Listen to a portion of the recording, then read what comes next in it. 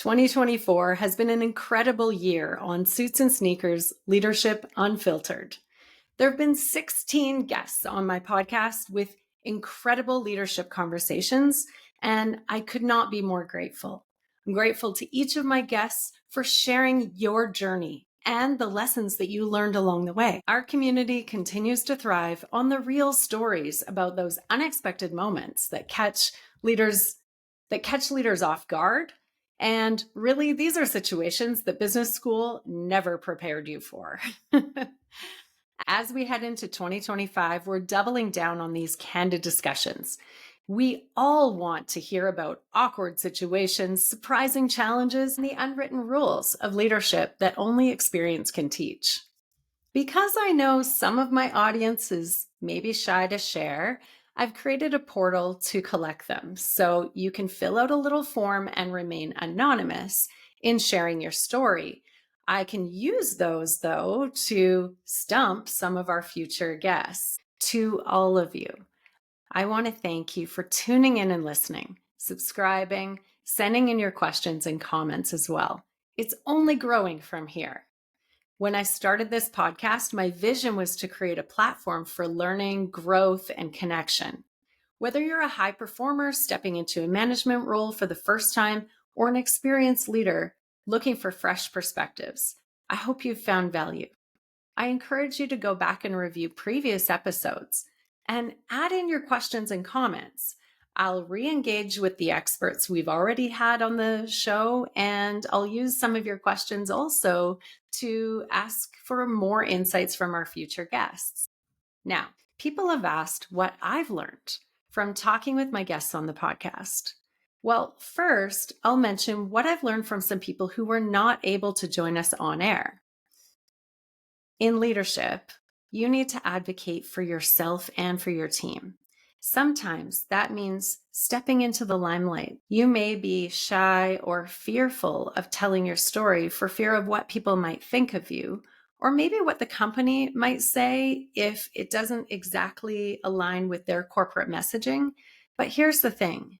You own your brand, both your brand as a leader and your brand as a professional.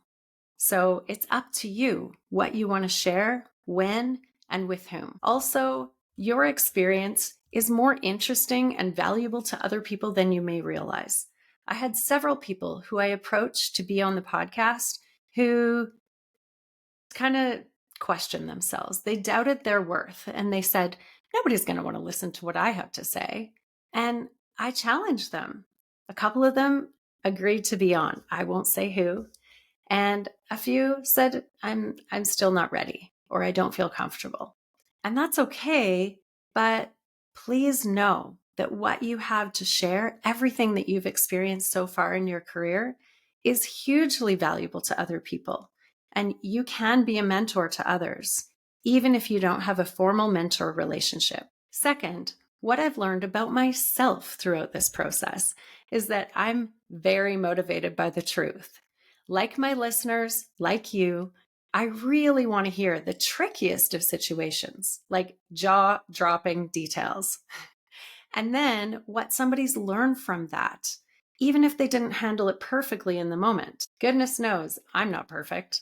So it's a relief when I can hear others that talk about when they made mistakes and then they recover from that. To me, the grace in leadership is also in the recovery. Now, the juicy things I've learned from my guests. Well, here's a few of them. One, there's a common thread of vulnerability, thoughtfulness, and caring for team members. In all the greatest leaders I've talked to so far, what I really hear shine through is that they truly care about their people. They care about them as human beings. They want to know them on a personal level.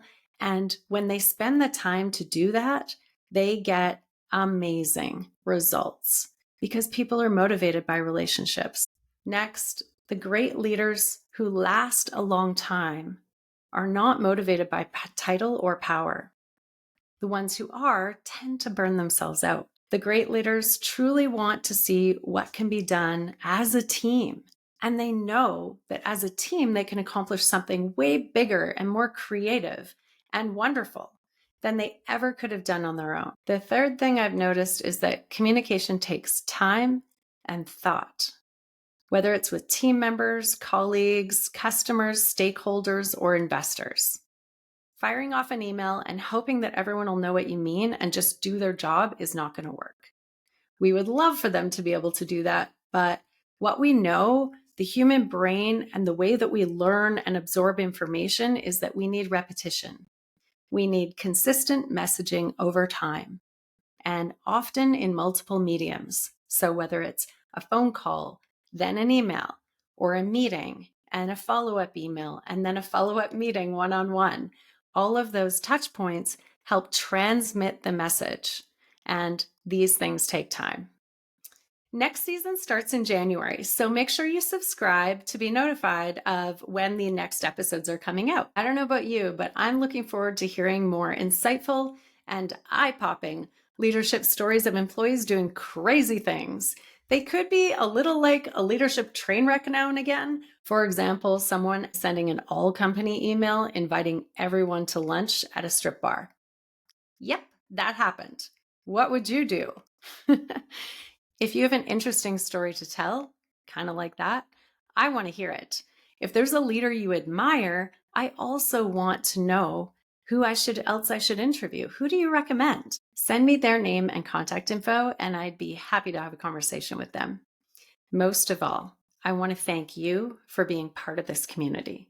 Whatever your goals and dreams are for 2025, I wish you all the best. And if there's anything that I can do to help you get there, please do reach out. So until we see you in January, Happy New Year!